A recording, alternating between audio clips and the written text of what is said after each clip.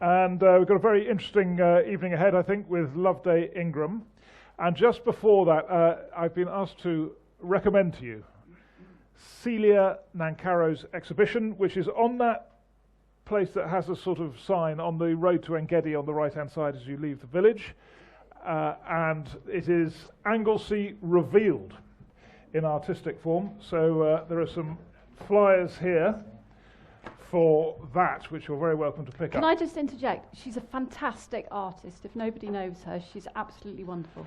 And secondly, we're trying to organise an election question time with hopefully some of the candidates who are vying for Ynys Môn. And I'm told that Trump and Biden don't actually want to do a debate, even though both of them have said they do want to do a debate, and there probably won't be for the first time ever a presidential debate. And I'm getting some insight into how difficult it is to organise presidential debates with the number of options and anxieties and all the rest of it. But hopefully, so what I'd say is keep an eye on your emails, and if we do it, I mean, it is a nightmare to organise, but if it happens, it'll probably be quite short notice. So if you could respond quickly to that, and then there are security issues. We have to know everyone in the room. There have been, quite grim incidents with some of these politicians, and it is, I think, quite frightening actually for them. And so we have to know who's here and all the rest of it. So, but what I would say is, if you could, so we probably have to have a couple of bouncers. So maybe a very modest charge, like £3 or something, to just cover some of the cost of it. And if you could respond quickly, that would be great. And with names of everyone who's coming, that would be ideal. So, Loveday Ingram is a star of stage and screen behind the scenes, and she's done productions for the Royal Shakespeare Company and for the Chichester Festival Theatre, Bath Theatre Royal, and she's done this amazing restoration play for the RSC. Took The Hound of the Baskervilles to China, which I don't know if any of you saw it. It was on in the Liverpool Playhouse for a bit, and has done 4 West End productions. So she's one of Ross Niger's brightest talents, and has been here for coming since you were a child. It's about 20 years, 25. Yeah. About 25 years now. And so she is going to tell us about putting on a West End show. Over to you. Good evening, everybody.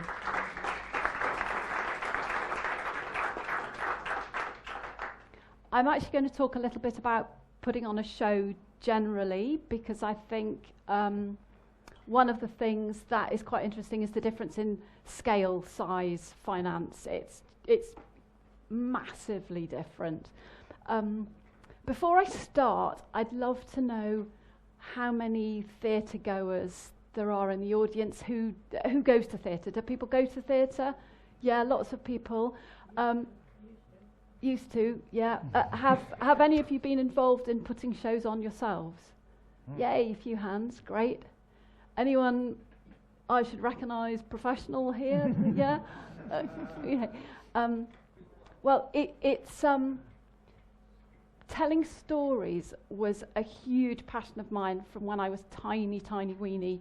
Apparently, as a small child, if there was anyone around, I would dress them up and give them characters and make them role play and have everybody marching around the garden or on the beach, doing various adventures. So it's just part of me, I suppose. And actually, when I looked into a little bit more, why do we do theatre? Why do we put on shows? I think the urge to tell stories is actually very primitive. It's a fundamental thing, I think, to being human. You look at cave drawings millennia ago, right through the Greeks, the Egyptians, everybody's told stories. There's an incredible tradition of oral storytelling in places like Pakistan. And theatre developed through the Greeks primarily, and stories started to be enacted. And it's now developed over the years with technology, particularly in the last sort of 60 to 80 years. Technology has gone mad, and we can now tell stories in the most incredible ways through, film now is just extraordinary, special effects and everything. And theatre has developed enormously as well. So what can be achieved on stage is really very special. But it comes down to that, basically the black box, the lights, the sound, the music, and the actors. I don't know if any of you had particular experiences in theatre that have brought it to life for you. I have one very vivid memory, and I suppose I was about, I don't know, I've worked out, I think I was probably about 11 or 12. I was taken to see a show, and I couldn't recall until years later, I couldn't work out what the show was. But I have this one picture of it, one section of it, just absolutely took off like a firework in my head. And I was like, I have to do this. And it was two men. It was a very small space. There was no set. I just remember these two actors. In this moment, they were locked together. One of them had a massive knife leaning over the other. And the other, the one who had the knife at him, was saying, go on then, do it, take it. And it just stuck with me, this sort of magic moment. It was this crisis.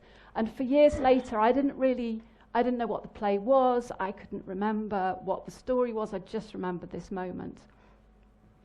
So, I'll come back to that in a minute, but just tell you a little bit about me. So, I started off working at the Financial Times, actually. I thought one had to do a proper job.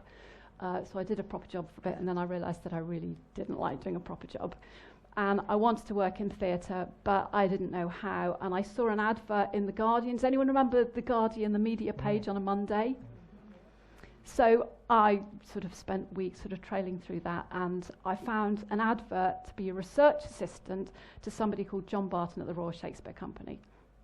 Now, I must put my hand up and say I didn't actually know who John Barton was at the time, but I quickly went and looked him up and realised that he was one of the founding members with Peter Hall.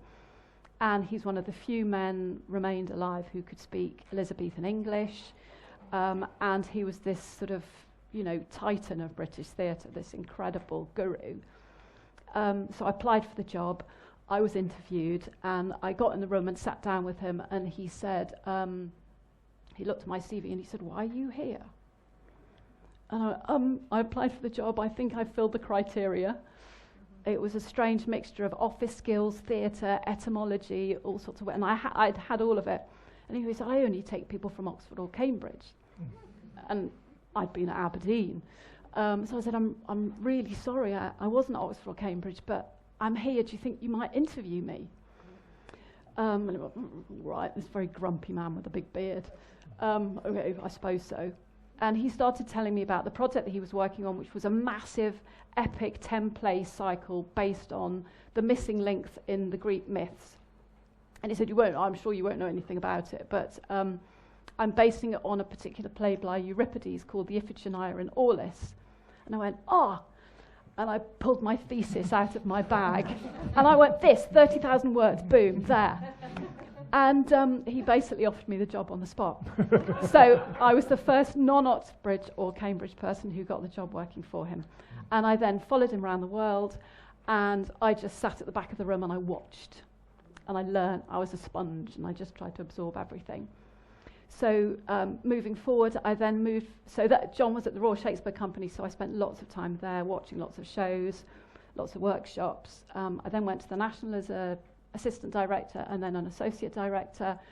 I assisted somebody called Phillida Lloyd, who some of you may know of, who's a fantastic director. Assisted Phillida on a couple of shows. We went out for dinner one night, and she said, what are you doing beginning of next year, and do you like ABBA? And I said, not really. And she said, well, I've been asked to direct this ABBA musical. I don't like musicals, and I'm not really sure I like ABBA. How do you feel about assisting me?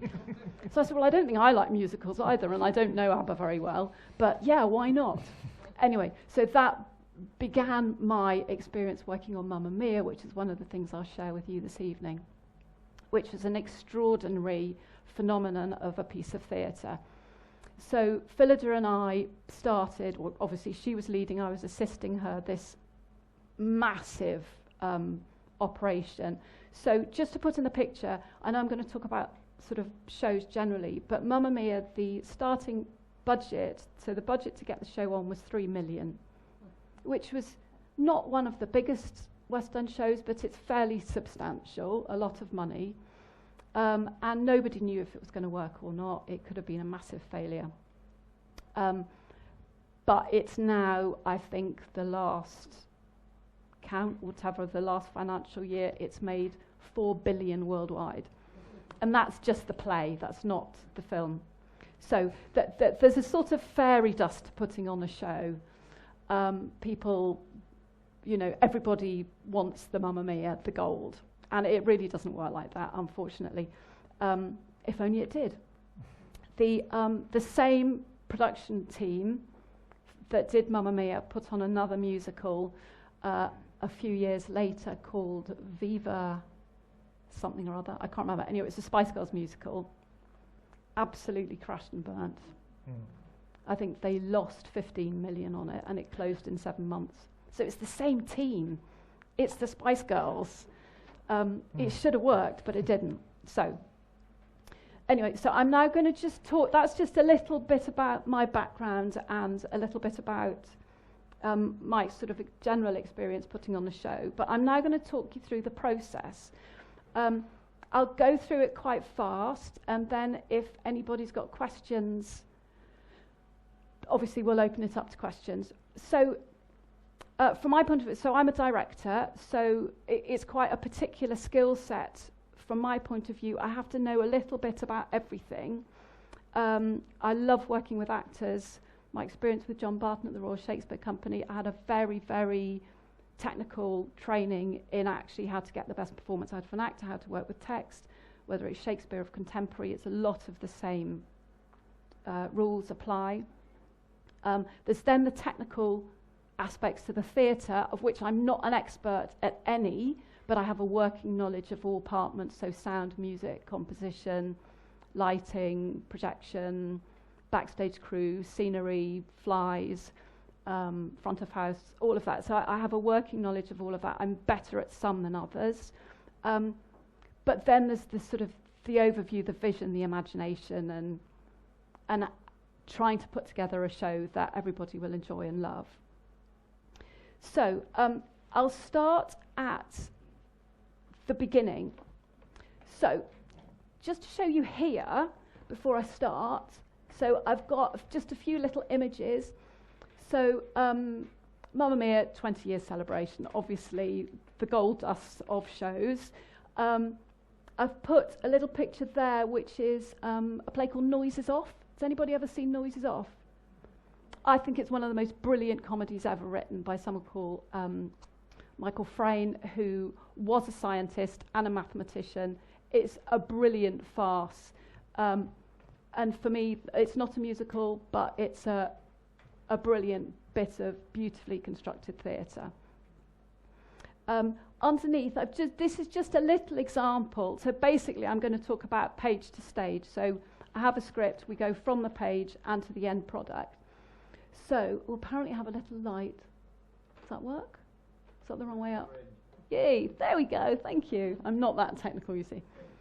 So that is rehearsing that scene. So that's what it ends up in costume on stage with lighting and sound. And this was the initial rehearsals in the rehearsal room, which looks a bit of a mess, obviously. But they were all learning a big dance routine there, and that's the end product. So just to show you that. So if I go forward there. So the initial thing, putting a show on, is the idea. So sometimes it's just a play that somebody's written, finished, easy, there's the script, boom, off you go. That's very straightforward. Everything has a starting point, a kernel. I've just got a couple of examples here. So I've got there, anyone recognise that? Fatal Attraction, Bunny Boiler, thank you very much. So that is a piece of, no, it was actually written as a film first. I was about to say a piece of theatre, it's not. It was a film first, film script written by James Dearden, who's an English writer. It was based on a relationship that he had about 15 years before he wrote it, and he was just like, I'm going to turn this into a film, and he did, and it was been a massive hit. So that, he was just taking a personal experience. Mamma Mia here. Now, sorry, that's ABBA there. So Mamma Mia came from producer Judy Kramer, had an idea that you could make a brilliant musical out of ABBA songs because they were stuffed full of narrative and emotion and storytelling. And so it took her a little bit of time to persuade Benny and Bjorn to give her the rights to turn it into a musical, but she did. She mortgaged her house. It took 10 years to develop and a lot of money. Judy funded all of it. But that came from a kernel of an idea that she had, that actually there's a story in her music. It was 3 writers, 5 versions of the script before they got to rehearsals on that. Girl on the Train started as a novel, which this is the play I did in Salisbury about 6 months ago. That started as a novel, some of you may have read, then turned into a film, and then our stage play is actually based on the original novel, not the film. So the first thing is the idea, whether it's an adaptation of a book, a sort of light bulb in the bath moment. One of the things that's key with this often is getting the rights. So I've had an idea, can I get the rights? That can take time. It's often not possible. A friend and I have been trying to get the rights to a film called 8 Mile for about 5 years, which is an Eminem semi-autobiographical film. We can't get it. So we'll do something else. Okay, so this next stage, when you've had the idea, is we develop it. So you can have a producer on board from the very beginning. So a producer runs the business side of it, the finance side of it.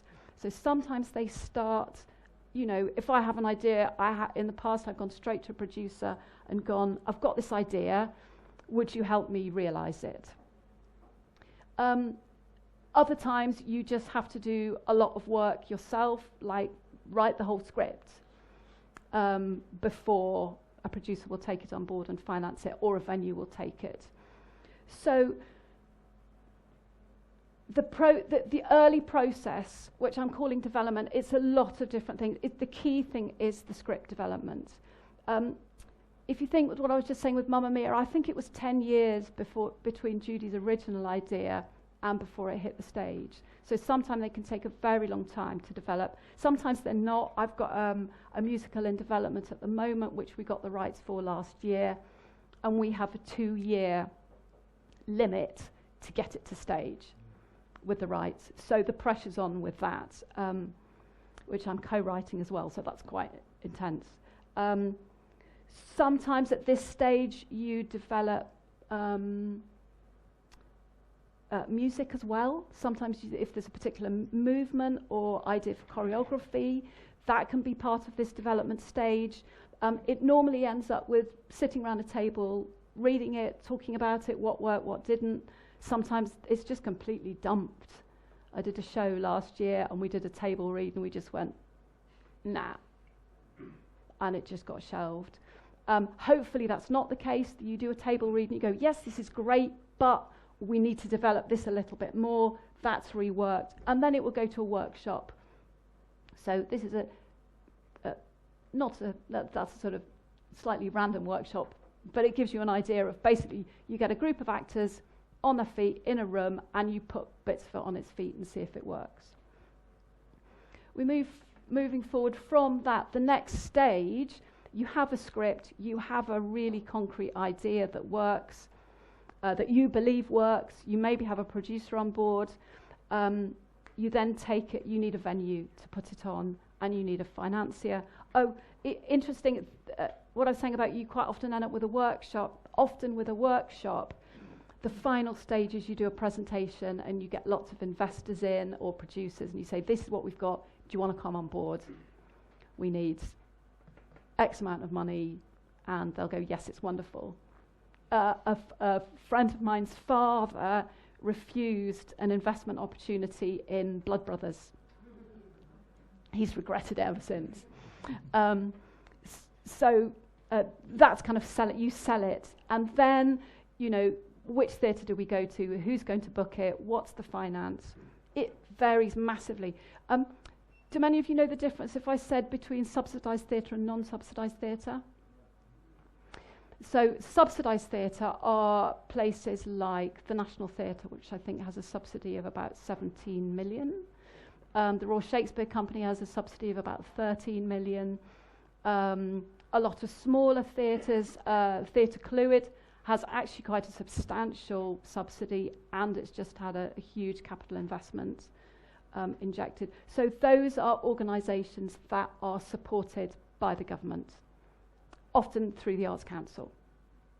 And then there's non-subsidised theatre, where they don't get any funding from any organisation, and it's raised, it's, you know, by hook or by crook through backers. It's normally has to be commercial. So the National Theatre can put on a production and they can lose money. It doesn't matter. Well, it does matter, obviously, in the overall finances, but it's not set up as an organisation where a particular production will make money. Somewhere like Chichester Festival Theatre, where I worked for quite a long time, the small theatre does not have a business model that makes money. The studio theatre, it only seats 200 people. Each production costs X amount. You cannot make your money back. But what they can do in the studio is put on different, slightly edgier pieces or less popular to attract slightly different audience, who will then maybe come and see all the shows in the main stage. It's about audience development as well as much as anything. So there's investment, and then the time frame can be very varied as well. I've just said yes to doing a project that literally starts in 2 months, completely out of the blue. It's a production that's already been on before. They want to remount it. They've got a big tour. They're ready to go. Boom. It's terribly quick. So there's a huge variation there. So we then move to the next stage. You've got your venue booked. You've got your financial backers, or you're in a subsidised theatre, so there's a financial framework in place. And then you go into what is then called pre-production. Does that mean anything to anybody? So pre-production is basically you pull together the creative team. So they would probably appoint the director first, although that doesn't always happen. So if it wasn't my original idea and I was already on board from the start, which quite often happens, some might be approached and say, would you come and direct X? This is the script. We've done all the development. We need a creative team. So then I would choose the lighting designer, the set designer, the sound designer, video, or put the whole team together that I want to work with. There can be more script development at that stage, potentially, but it's basically about what's the play going to look like when it hits the stage. Now, what I've done, I've just got a little example to show you of what we did with The Girl on the Train. Yeah, brilliant. So, for The Girl on the Train, those of you who know it, it's a young woman who has alcohol problems. Her marriage has fallen apart. She's lost her job. She's in a very, very bad place, and she goes to work, or she's lost her job. She goes on the train every day in and out to London as if she's working, because she has nothing else to do, because she's lost and confused. And she sees something out of the train window that is connected with a missing woman, who then becomes a murdered woman, a murder case. And she tries to help the police solve it. But she does this through a haze of alcohol. So what we were trying to do with the set, any other production of The Girl on the Train has been a big, clunky, heavy set. And I didn't want to do that. I wanted to try and allow the audience to get inside Rachel's head. So you're watching it, and you could have a sense of what it would be like to try and remember. She has fragments of memory. So we were playing with the idea of how we brought to life, in a physical way, on a stage, moments, fragments, this puzzle that she was trying to work out through a haze of alcohol. So she knows she has a memory. Something happened in a tunnel, so we looked at lots of images of tunnels. It's all about trains and trains. So it's quite sensory. We just took aspects of that and put them together. We used a lot of projection. We used very little set. because I wanted it to be very easily, we could move easily. So we had a series of screens. You can't actually see here, there are 4 screens that all spread out across the stage. At this point, they're all in a line. What we were able to do with that, we joined them all up together, and with projection, we did a whole load of birds, if you can see. She has a memory that's associated with a smash and birds flying. So we were able to do moments of it through that with projection and sound. We had, I just showed you this because it's very simple, but it was really effective. Actually, if I go back, here you can see this. This is a sort of square on a circular thing. It's actually in the round. So we had what we call a portal here. So this portal we used in lots of different ways during the show. So somebody could stand there and they'd have screens in front of them, so we could blur them in and out. They could be just glimpsed slightly, or they could be really seen. And what I wanted to do was, you can see here it moves. Because she's disorientated and drunk all the time, I wanted to play with that movement. So she went and got in the box at one point. She was going a bit mad. She was nearly on the cusp of remembering, and she couldn't. And she sort of was hearing voices. So we physicalized that. We had people moving around the stage. She then went and jumped in this portal at the back. And I said to the tech guys, well, you have to present the design to all the tech team, and they're often sitting there looking quite seriously at you, working out how much money it's going to cost that they don't have. And I said, ideally, I'd like it to spin. And the room was completely silent. And then this one guy from the back went, oh, that's easy. And I was like, how'd you do that? He said, I'll put it in a circle. I'll put it in a wheel. So we did it. So we had a portal at the back, and basically with the lighting, it was right at the back of the stage, and we could just light that portal. So Joe, the actor, ran, jumped in it, and then the stage management are at the back like cranking frantically, and the whole portal turned like a hamster wheel. And you could hear the audience going, oh, because it was the last thing they expected. So she tumbled in it like a cloth in a washing machine. It was really effective and done so simply. And that's literally me sort of going to the technical team, can we do this? And one guy going, yeah, we can. So pre-production, a lot of it is putting the set together, then how sound and music ties in with that. The final part of that is casting, which can be a very quick, easy process, or it can take a very long time.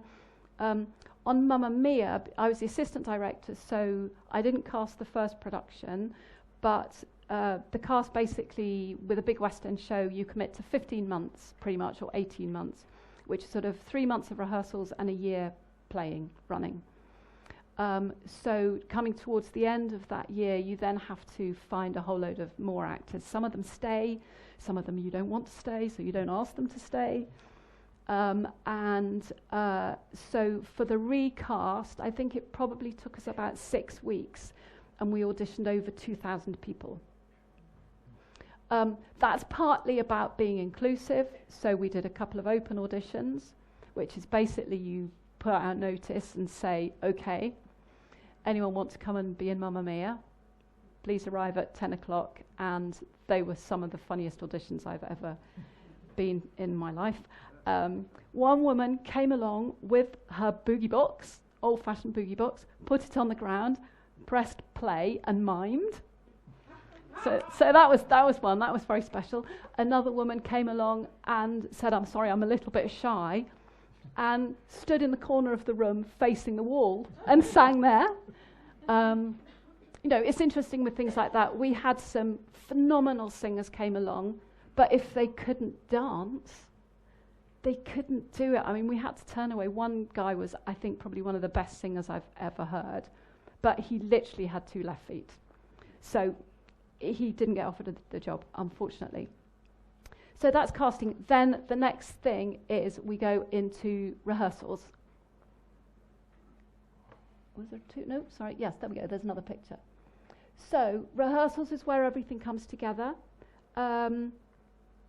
the time it can take 3 weeks rehearsals is a pretty short, it's pretty tight, 3 weeks, and then you have a technical period after that where you go onto the stage and you bring in costumes and lights and sound.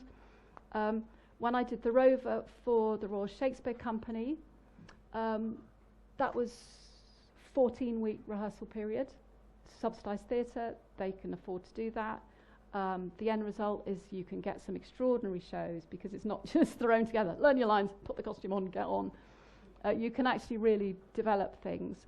That in the middle of that, we actually had 3 weeks out because there were 2 other shows going on as well.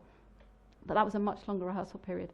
So the rehearsal, the actors get to work with the text. You sit in a rehearsal room. I've got a few pictures of the Rover here I just thought would be quite interesting to talk about. It's a restoration comedy. I wanted live music. It's set during a carnival. We set it in South America, and I worked with a very brilliant man called Marcello Magni, who was one of the founding members of Complicité. Has anybody heard of a theatre company called Complicité? They're extraordinary. I think they're out there as one of the best in the world. And he is a mime and commedia expert. So he came and worked, and because it was all carnival, I wanted sections where everybody put masks on. You know, carnival can be a bit sort of evil, actually. It can go a bit strange and odd. So we wanted to really evoke that. So he came and worked with us, and we had lots of, you can see everybody a little bit behind there with masks. How could we make for this character it seem a bit odd? So we did mask work, we did movement. There are also massive sword fights. There's one huge sword fight which was about 4 minutes long with the whole company, so 23 actors. I mean, it's insane. It took hours and hours and hours, and you literally do 20 seconds of it, and you give everybody, it's like choreography. You do that there, you hit there, you go, you move around there, and then you stop and you do it again, and someone forgets it and you do it again, and you layer that up. So some of the time the process is really complex. At the end of it, you have to put in costume fittings and things in that. Sometimes there are special things like, I don't know,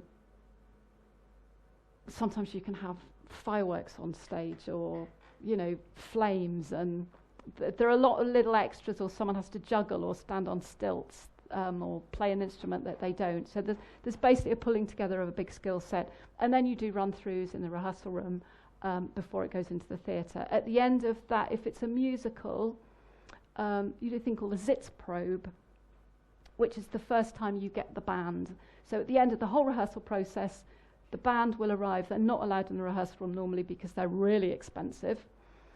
And the actors get one session with the full band, singing through all the songs, and it's incredibly actually exciting that when it happens.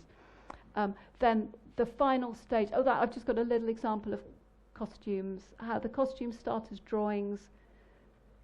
That's for the RSC, where they're all handmade beautifully for the actors. They're handmade costumes, exquisite fabrics, silks, linen, wool, but the character's meant to look like they've been at sea for 3 weeks. So they then break them down. They then destroy them. They slash into them and make them dirty and think it's incredible. So you then do runs in the rehearsal room before going into the technical. So the technical, this is literally the last little section.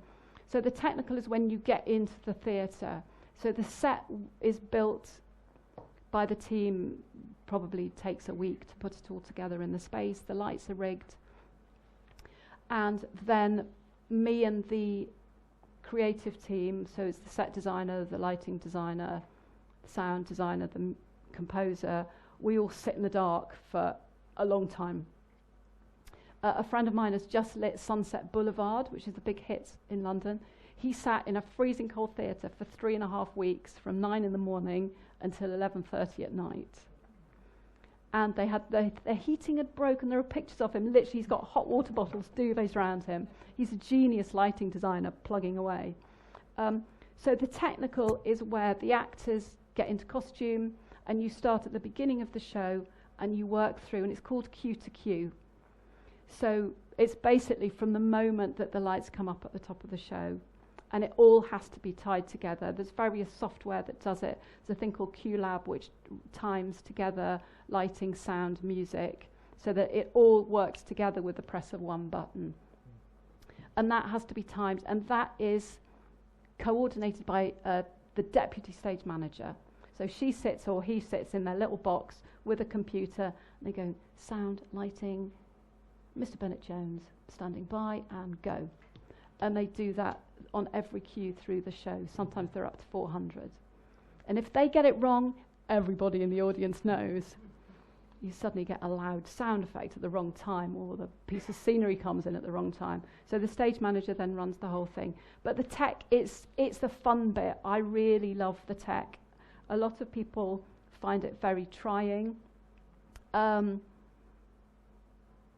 Someone like Trevor Nunn, who used to run the National Theatre, who's the most incredible British director, when Trevor was doing shows at the National, if he was worried that he wasn't going to get it to the standard that he wanted for the first preview, and I've seen him do it, he would slow down the tech.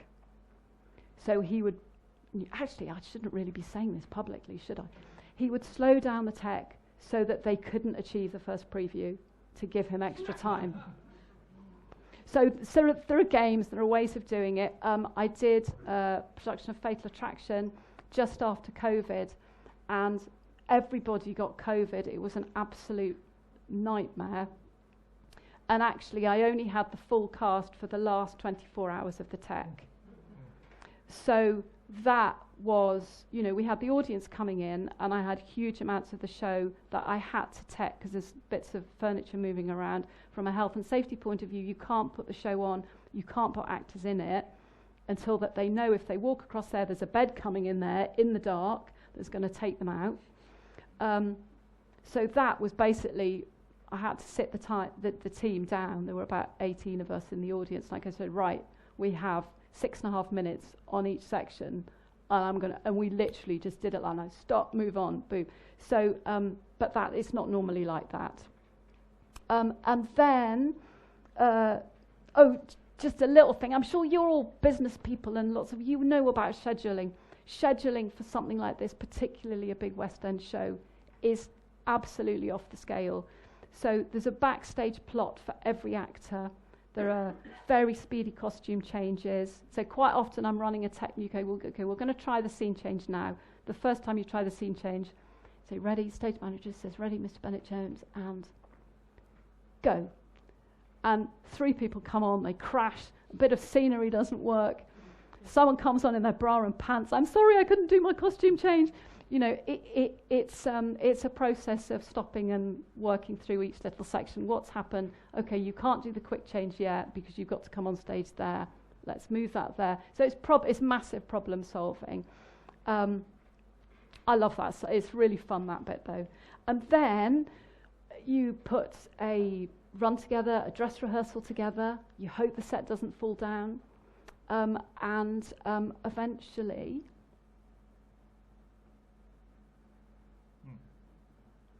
we have the finished show. And what you do is lock, the technical term is you lock a show. So it's normally the last preview. So you'll have maybe 3 or 4 previews before the press night, and you lock it on the show before. And when the show's locked, everything's set in the computer, the lighting cues are all set, the sound, the music is set, and the director and the creative team walk away, and the show does its thing. With something like Mamma Mia, I'll just share this with you because it was a rather glorious moment, so Mamma Mia, there was a 3-week technical period because it was such a big show. So that's every night, every day we were in for long hours. There'd be a preview, and all the technical people would regroup at the end of the preview and sit and compare notes. That was actually one of my favourite moments because I always sat on the floor at the back with Bjorn, who was absolutely gorgeous. But Phillida came in the second to last preview, and she said, I've had a letter I'm changing the top of the show and I'm going to read you the letter and you'll know why. And somebody had written to her, and the top of the show was this great big number with a full company, everybody dancing and singing in the taverna. And Phillida said, we're cutting it. This is weeks of work. And she said, someone's written me a letter, and they'd written to her and said, dear Phillida, you've got the beginning of the show wrong. I think you need to start with Sophie writing a letter to her 3 dads, saying, please will you come to my wedding? And so that happened on literally at the 11th hour. Phillida came in the next day and sat all the actors down and said, I'm really sorry, we're cutting that. The whole lot's gone, hours of work. And she said, I'm starting with you, Lisa, on stage with the 2 girls, reading a letter, and that's it. And it was absolutely brilliant. And the chap who wrote was, I think he worked in opera. And the storytelling was just that beautiful kernel setting it up at the beginning. It wasn't a lot of noise and sound. It was just a little moment of storytelling. And then the whole show came alive. It was wonderful. And then the first preview, Phillida and I can't remember whichever preview it was, I was sitting next to Phillida writing notes frantically. And at the end of the show, everybody started standing up and walking out. And Phillida grabbed me and went, oh my God, they hate it. They're walking out. I said, no, Phillida, they're standing up. She said, no, they hate it. They're leaving. And I said, no, look, they're standing up. So she was so wrapped in it, she couldn't see that actually it was a huge success. But that there is no, these are just a few little shows that I've done there to show you. Julius Caesar, a lot of blood. That was a lot of fun. Yeah, so, sorry, I've probably talked for longer than I should have done, but that's the whole journey of putting a show on.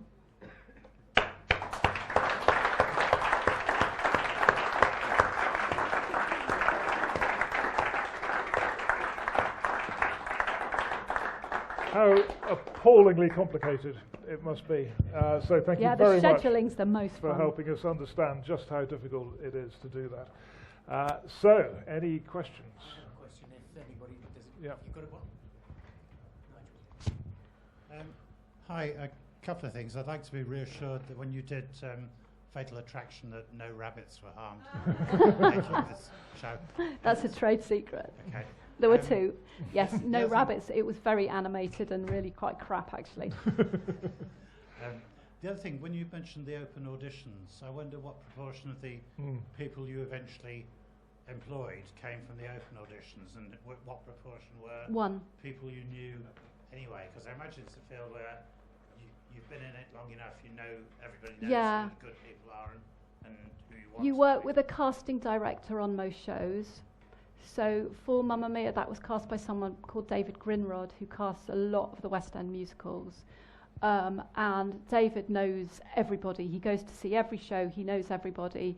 And at the beginning of the casting process, the director will write down a breakdown of what they're looking for in each role. And the casting director will go, that'll be so-and-so. What about? And we'll give you various options. Sometimes people aren't available or they're not interested. My husband actually turned down the lead in Mamma Mia. Very funny, because the script wasn't very good, and it actually wasn't when he read it. When it first got into rehearsals, the script was pretty dodgy, but it was worked on a lot. In Mamma Mia, out of the open auditions, we gave one person a job in the ensemble, and actually she was one of the ushers. And it was really, really special, because she'd worked front of house for a year and a half or whatever, and watched it and knew it and loved it. And that was one of the most heartwarming things, was giving her that job. And she's then worked professionally ever since. I guess the corollary of that, there must be a very large number of people who came to the open auditions who either had no chance and were wasting everybody's time, or who were probably quite good but didn't get the chance in this particular show. Yeah, absolutely. It's all of that. It's a mixture of all of that. I've actually just made a short film last summer, which a little piece that my husband had written, and there's a child in it, and we have a friend who runs a drama school in Manchester, and the obvious thing Barty was like, oh, we'll go to Manchester, we'll get Lee to give us one of his kids. And I was like, no, actually, we're going to film this locally. This is a local story. There is no opportunity for kids around us to do anything like this. Let's do open auditions. So having done Mamma Mia, it was fine. I knew I wasn't worried about how to run that. But we auditioned 100 kids for that. And actually probably 8 of them could have done it out of that 100, which was really exciting. And I'm working on an idea for another script to hopefully get more of them and put them into a little film. But yeah, it's sometimes you can't find the right person at all, and sometimes there are lots of people who could do it. So I've got a quick question because I've got the microphone. That was fantastic. Thank you. Really great presentation. You are a phenomenal project manager, aren't you, basically? And the thing that was going through my mind is, how much bandwidth have you got? How many projects have you got going on at any one time? Peter Hall always said that he had 5 or 6 projects going on simultaneously on the basis that 4 of them wouldn't happen. So I'm a little bit like that. I have too many plates spinning on the basis that they're not going to all happen. You sort of have to. And yes. So yes, that's as far as the overview of projects is concerned. But running a show, I suppose it is like project managing, totally. Particularly things like the scheduling and the detail within it. I will always do a fairly detailed rehearsal schedule in advance. It's one of the things I learned as well, watching John Barton going around the world, watching all these amazing other directors, that actually, if you have, say, a 4-week rehearsal period, if you can get through the whole play once in the first week, the actors know what the whole piece is, and then they've only got 3 more goes at doing each scene before they have to put it on its feet. So I'm a little bit sort of geeky about planning what we're going to do when and ticking it all off so that we've got through everything. Alex. I've got a sort of double barrel question, so sorry if I meander a little bit whilst I ask this. But in movies these days, the thing that seems to make money is stuff that's already based on pre-existing intellectual property. And that seems to be happening in music as well. And then whenever I go to London, I seem to see posters for for shows that are on, again, on pre-existing IP, so School of Rock or something like that. And I was lucky enough to see Baby Reindeer when it was a show at the Bush in Shepherd's Bush. Wow. And obviously now it's it was worth £1 million or whatever for Netflix. I guess what I'm asking is, what do you think of, and what's your opinion of shows being original versus intellectual property? And is there competition now from people like Netflix who might buy up something like Baby Reindeer or Fleabag, did it go to the BBC?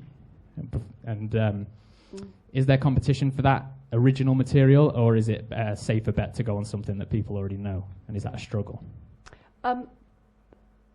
That's a really, really interesting question, and I think we could debate that all night. Most things tend to be based on something else. I mean, even the show I did at the RSC, The Rover, that was written in 1677, was based on a play that was written in 1615, I think. Romeo and Juliet is based on something that someone else wrote previously, and that's become one of the most famous plays in the world ever. A lot of things are based on something else. I thought Fatal Attraction was interesting, actually, talking to James Dearden about it, because that was something that based on an incident that happened to him. So I think everybody wants that original idea. Everybody's hunting for that light bulb moment in the bath. Oh, maybe I... as far as... There have been a lot of shows in the West End based on films. I think that has to change. I think people are a little bit saturated by that. I sat myself down the other day and challenged myself, so what's the next thing then? And, you know, it plays a cyclic, someone will pick something up that was done years ago, but it's when those original ideas come forward, something like Fleabag, that just someone has a brilliant imagination, a spark of a brilliant humour or wit or idea. That's the sort of gold dust that everybody wants. Yes, and getting the rights is super difficult sometimes. There's often a bit of a zeitgeist and lots of people have the same idea at the same time. I've had 3 ideas recently and gone, that is a genius idea, and I've tried to get the rights and they've just been given to someone else. So, yeah. Loveday, I was just trying, you mentioned you had been involved with films.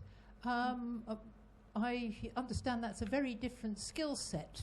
Peter Bennett-Jones produced Billy Elliot, and he said never again. Did he? I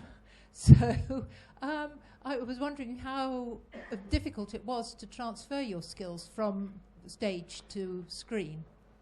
I've only done film on a mini scale. I've literally just started in my 50s. I wish I'd done it 30 years ago because it's wonderful. But I was so super absorbed in theatre. That's really interesting because so much of it is the same skill set. So for me, when Barty and I did the film together in the summer, actually as a team we were really strong because he's done a lot of television. So the technical side of the camera work is completely new to me.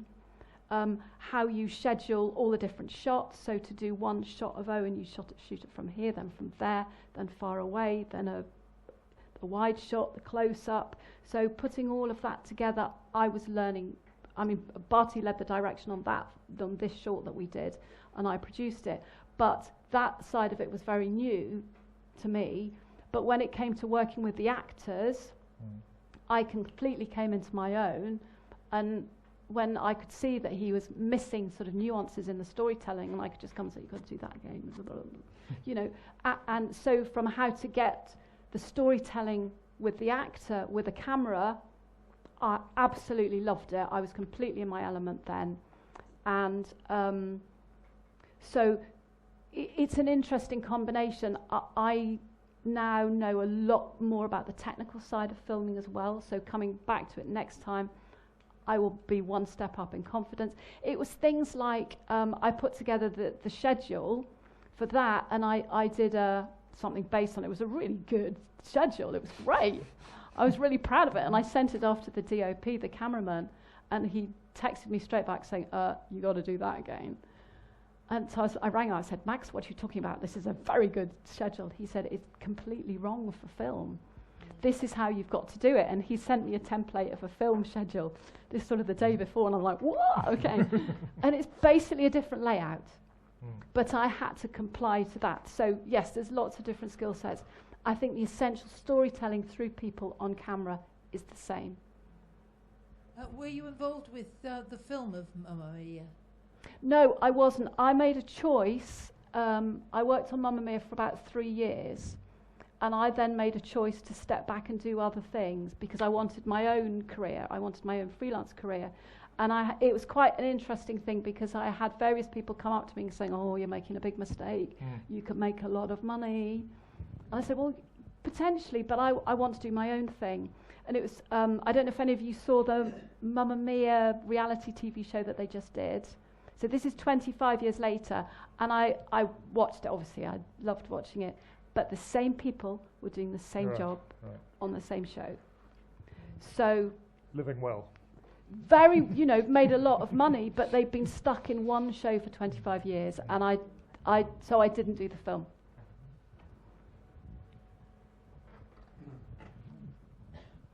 How often do you get a day off?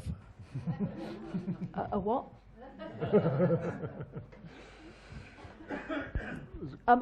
I tend to go flat out and then come here and go crash and sleep for 3 days.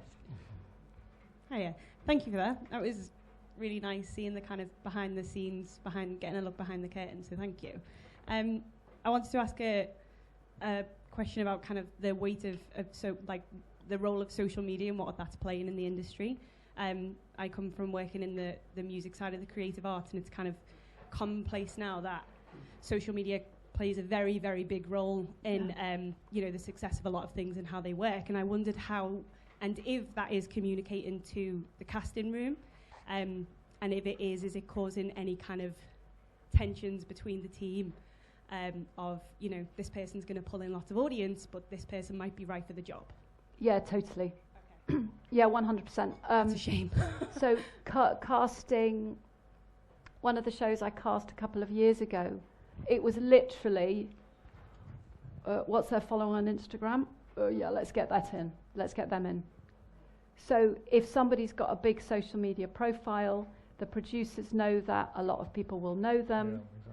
That they will book bums on seats, which means that it will financially work. Whether they can do it or not is sometimes a really moot point. I mean, I did a Fatal Attraction I did with Kim Marsh, and Kim has, she's really well known and has a big social media following, and she was phenomenal, I loved working with her. It was brilliant. It was sort of day one, she was like, I've not been on stage for 20 years, tell me how to do it. And if somebody does that, it's really easy. One of the early shows I did was, one of the first film adaptations actually, which was When Harry Met Sally. And we had Luke Perry and Alison Hannigan. Luke Perry was one of the nicest people I've ever worked with, who sadly died a few years ago very suddenly, which was awful. But Alison and Luke, between them, brought a huge following. Neither of them were particularly experienced on stage. And what we did was we'd actually matched them with two other actors, Sharon Small and Jake Broder, who were playing the sidekick parts, who were stage actors, were so much more experienced. And that was quite a tricky balance, because actually they really knew what to do. And Alison and Luke were both wonderful, but didn't have the technical skill set at all. So part of my job was trying to teach them, if you're standing here, how do you get your voice to reach somebody right in the back on row Y when you're used to, like I've got here, a mic right here. I actually have a quick follow-up. Yeah. You started at the beginning about saying one of your sparks of inspiration as a kid was the scene between the two people. Yeah. And I wondered whether you were ever going to come back. I didn't come back to that. I was forgot. really I'm so sorry. I wanted to know. So what happened? So I had my moment when I had my interview with John Barton, and I had to blag him to interview me. So come on, I'm here, interview me. I know I've not been to Oxford or Cambridge, but so I then assisted John Barton, and he was advisory director at the Royal Shakespeare Company. He did lots of workshops and everything there. And I was basically the little tea girl and doing research and pretending I could read Greek and Latin, which I'd slightly blagged. And one of the days I went to the other place, I was in Stratford with him. He was doing a series of workshops, and I walked around the other place. And as I was walking around, I saw on the wall this moment in my head, which was someone standing over somebody with a knife. And it was a play that John Barton had directed in 1981. And it was The Merchant of Venice with David Suchet. And my heart stopped, and I ran back to him and I went, it is you. You're the reason that I'm working in theatre, and now I'm here working for you. It was really, it was extraordinary, actually. Thanks. And Loveday, that was great. Really enjoyed it. Thank you very much. And congratulations on a fabulous career as well. Oh, thank you. When I went to the careers office in school, nobody said, go become a theatre director. No, they didn't to me either. But you went to become a journalist and then happened to get a job with the great John Barton and worked up clearly from there. But there must be hundreds of other people directing theatre around the place. What's the normal route? How do you get into this business? Are there degrees in it? Or does everyone have to go in at the bottom and work up? that's something quite close to my heart actually, because I now have a sort of little posse of younguns that I mentor from sort of age 17 to 27. I have my group of mates who ring me up and say, what shall I do? So nowadays there are a lot of directing courses. There was a directing course at the time. I got on a directing course at the same time that I got the job with John Barton, and I got the reading list through. It was one of those things, when you're just trying to decide what to do. I'd also gotten this course, and should I do that? And the reading list came through, and on the reading list was Playing Shakespeare by John Barton. And I went, I think I'll go and make tea for John Barton and follow him around the world. So I did that. There are more set career paths now, many more than when I started. You can go and do courses directing theatre. There are lots of film and media directing courses now. There are also lots of sort of traineeships. A lot of theatres now have trainees that they maybe two a year, or in different areas they'll have more. They'll have some technical. But there still isn't. It's not like you want to be a lawyer or a doctor and there's a set career path. There isn't. But one of the things that I'm really passionate about, and when I sort of mentor young people now, I try and encourage them that the arts industry is massive in the UK. It's massive, and there is no set career path, but the opportunities are enormous, and they are expanding hugely through film, through animation, through the music industry. I mean, if you think Mamma Mia's, contributed 4 billion to the UK economy. And actually, I can't remember the statistics exactly, but something like the car industry brings in 30 billion, software technology brings in 50 billion, and the last financial year, the arts to the UK, that's all the arts together, it's 140 billion. So yes, the career paths there are more than there were 25 years ago when I started, but it's still not a defined career path, so the challenges are greater. But I think the rewards, if people are prepared to have a go, I made the tea, I sat at the back of the room, I just followed and learned. I still do that if I can. Any more? Yes. Hi. You mentioned a chap who could sing but couldn't dance. When we were over in New York, they had a place called Ellen's Stardust Diner, who took in budding Broadway actors, but if they could sing, dance, act, but maybe didn't have one of those, they would help pay for their tuition. Do they do anything similar in the UK? How does that guy get that next job? I don't know. I don't know actually. But what you're saying, the combination of three gifts is what you call the triple threat. So people can do all three. The guy who didn't get the job with us, I know will have. I mean, a show like Les Mis, for example, which is one of the longest running West End shows, which by the way had terrible reviews when it opened. That requires big singers, but they don't have to be dancers. There's also, so I know this guy will have worked and worked and worked. He had the most incredible voice. I was just really sad that I couldn't have him on our show because it didn't work. There's quite often something called booth singers. I don't know if any of you are aware of that. When you go and see a musical, if you see one of the big shows, quite often there will be another additional 4 singers that you don't see on stage who are in a booth at the back, and they tend to have big voices.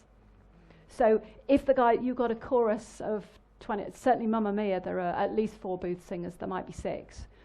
So Mamma Mia, there's some big, high energy dance routines, and actually it is quite hard to sing and dance and kick your leg up there and hit your top high C. So that is supported by booth singers in the background. It's often as well, you can sometimes have a click track. So the recording is played through the speakers along with the actors on stage singing. The little tricks. Yeah. There's one more here. Yep. 2 bites of the cherry, Nigel. 2 bites of the cherry.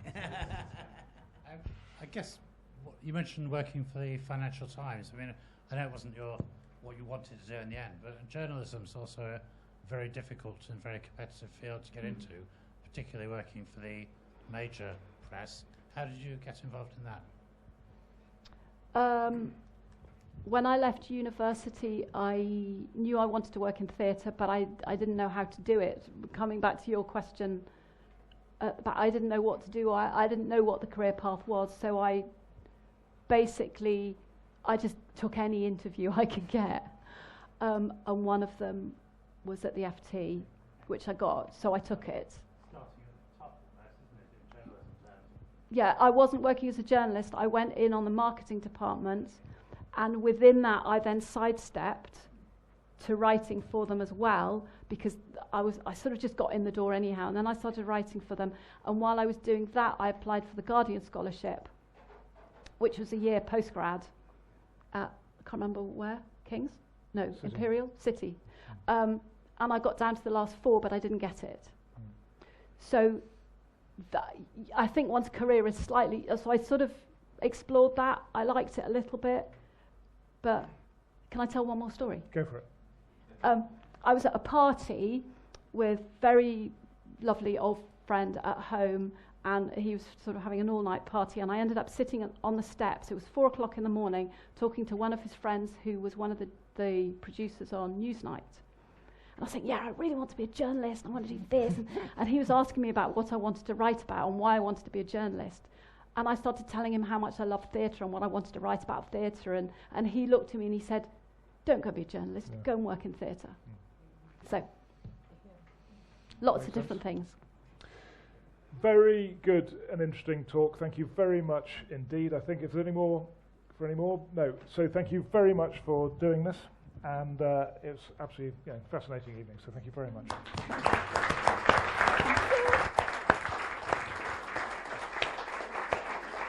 And Mark, can I ask you, will food be restored next yeah, I was just time? going to say, I'm so sorry that we weren't able to provide food this evening, but we will endeavour to get back on the food thing this next time. I think there was a lot of illness or something, and yeah. So it's a one-off thing, and an edge effect, yeah. So great. So thank you very much indeed. Thank you very much, everybody. Thank you.